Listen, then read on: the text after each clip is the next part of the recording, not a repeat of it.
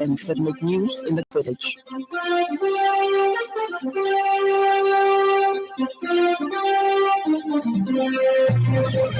Good afternoon. This is the 5FM Radio Main News. The headlines. Community Action Against Corruption urges Patriotic Front to acknowledge role in entrenching corruption. The Ministry of Education has reiterated its commitment to delivering quality infrastructure. A man pleads guilty to killing Japan's former Prime Minister Shinzo Abe. This bulletin is live on our Facebook page, 5FM Radio Zambia, and live on our YouTube channel, 5FM Radio Zambia. With the details, my name is Lance Sannie. Community Action Against Corruption has advised the former ruling party, the Patriotic Front, to take responsibility and acknowledge the role they played in entrenching corruption in the government system and political system of Zambia. Organization Chief Executive Officer Brighton Tembo says the advice is based on the fact that the free-for-all type of corruption they introduced and allowed to blossom in the running of state affairs is still haunting Zambians. However, he says the PF does not mean the organization absorbed the current regime from failure to fight against corruption in a manner that is convinced and non-selective 4 years after taking over power. He believes the Drug Enforcement Commission, DEC, and the Office of the Director of Public Prosecution by thinking that punishing corruption of those who served in the previous regime and recovering what they had stolen from Zambians amounts to a successive and comprehensive corruption fight.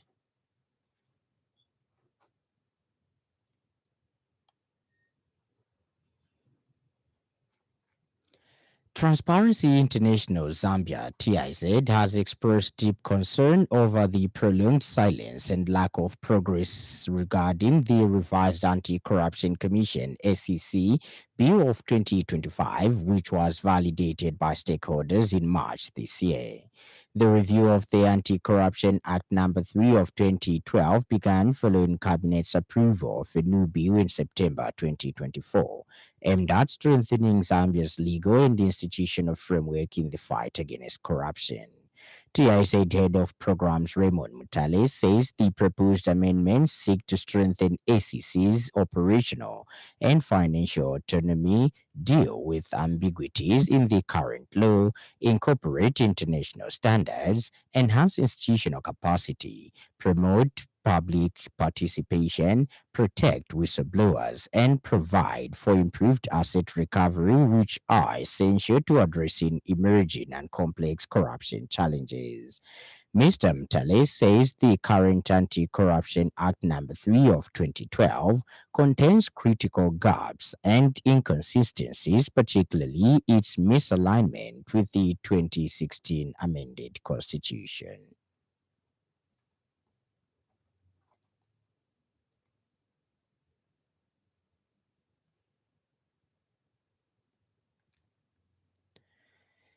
The United Party for National Development's Deputy National Youth Chairperson, Trevor Mwinde, says he and Choma Member of Parliament, Cornelius Mwetwa, are among the youngest individuals vying for leadership in the constituency.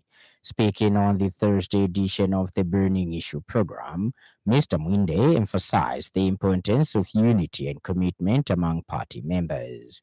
He warned that he will not support individuals in the area who do not align themselves with the UPND's vision and developmental agenda. Mr. Mwinde further urged young people to take an active role in politics, saying their participation is key to sustaining the party's future leadership.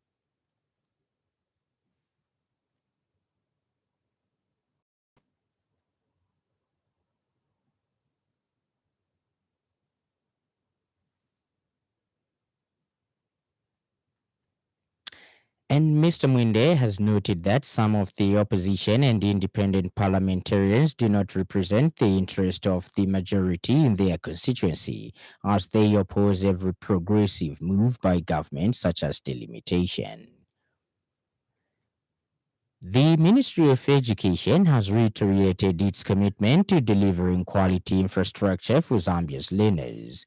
Permanent Secretary for Administration, Ms. Norian Muneku, has expressed satisfaction with the ongoing construction of Murundu Day Secondary School in Mufulira District, Copperbelt Province.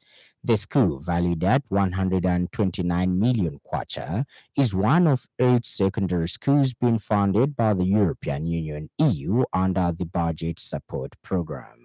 In addition to the 8 EU-supported schools, the Ministry of Education is also completing 38 other schools under the funding of GRZ projects that had stalled for over a decade. On Monday, 27th October 2025, Ms. Muneko conducted an on-the-spot inspection of the works at Murundu Secondary School and commended the contractor's pace and workmanship. The permanent secretary expressed confidence that the project will meet its scheduled completion date of 31st December 2025. And Wang Yu, the engineer from Huajiang, the contractor constructing Murundu School, assured the permanent secretary that his company is on track to meet the deadline. Earlier in the day, Ms. Muneku and her delegation paid a courtesy call on Copperbelt Province Permanent Secretary, Mr. Lawrence Mwanza, where she called for continued oversight of education infrastructure projects in the region. Mr. Mwanza echoed her sentiments, highlighting the transformative impact of free education policy. These projects mark a significant milestone in Zambia's education development agenda, supported through strategic partnerships with the European Union. And in other news trending this afternoon,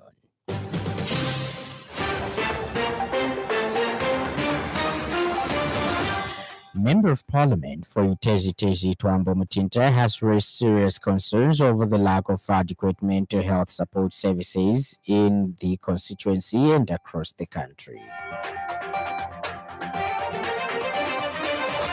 Operation Young Vote Executive Director Guest Nurenda has applauded the Electoral Commission of Zambia for extending the accreditation period for political parties taking part in the ongoing voter registration exercise. Up next, the business news. On Radio Business News, we mean business. Keep you current in commerce, trade, and industry, local and global. It's our business to keep you informed about business.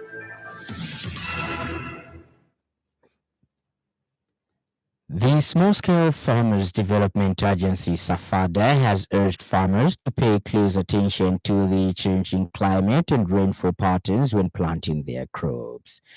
Executive Director Boyd Mowe has advised farmers to take time to understand the specific climate conditions of the areas where they cultivate. Mr. Mowe said that with unpredictable weather patterns becoming more common, farmers who plan according to rainfall trends and soil conditions stand a better chance of achieving good harvests. He added that using climate information can help farmers decide the best time to plant and which crops are most suitable for their regions. Nowadays, it's a bit tricky because of the issue of climate change we are facing. Sometimes first rains could be the rains to start planting or growing crops, but we are not sure if it has started. In fact, in most cases, like previous, it used to start in late October and then to rain April a week and then it goes. So it's quite scary. I think farmers should do a bit depending on the area, especially drought prone areas. I think planting by this month with the pestilence to be quite dangerous. ends the business news. 5FM Radio Business News. We mean business. Keep you current in commerce, trade, and industry, local and global. It's our business to keep you informed about business. And in foreign news, a man accused of killing former Japanese Prime Minister Shinzo Abe has pleaded guilty on the first day of his trial. Tetsuya Yamagami, 45, told the court in the capital Tokyo that everything is true, according to local media. Yamagami used a homemade gun to shoot Abe during a political campaign event in the western city of Nara in 2022. Erb, who was known for his hawkish foreign policy and a signature economic strategy that popularly came to be known as Abenomics, was struck several times and died in hospital later the same day, sending shockwaves around the world. And in sports news, Zambia staged its turning comeback to crush Mexico 3-1 in a thrilling preparatory friendly played at the Al Himrai Culture and Sports Center in Dubai, United Arab Emirates. It took just 25 minutes for Mexico's Gal Garcia to draw first blood, firing the North Americans into the lead after Zambia had wasted a string of early chances. But the junior Chipolo Polo kept their heads high and continued knocking on the door, and the boys' relentless pressure paid off when Kelvin Chipelu was brought down in the box, winning a penalty that Abel Salim Nirungo coolly tucked away. With the scores locked at 1-1 at halftime, Zambia returned for a second half breathing fire. Coach Dennis Makinka's technical tweaks completely unsettled the Mexicans. And now the weather.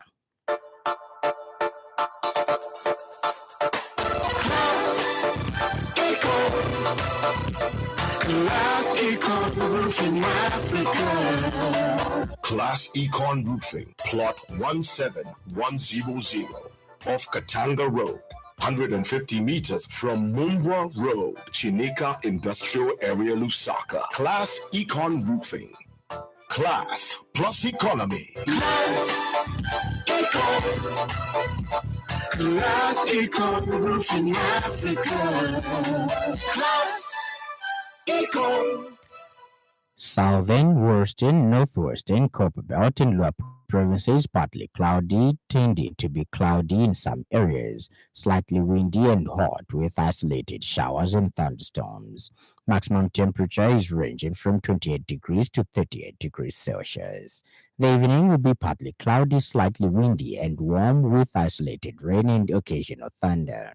Lusaka, Central, Eastern, Muchinga, and Northern provinces, partly cloudy, slightly windy, and hot to very hot with a chance of showers. Maximum temperature is ranging from 29 to 41 degrees Celsius. The evening will be partly cloudy, slightly windy, and warm. Ends our weather report, and that item brings us to the end of the news. But before we go, a recap of the stories that made headlines.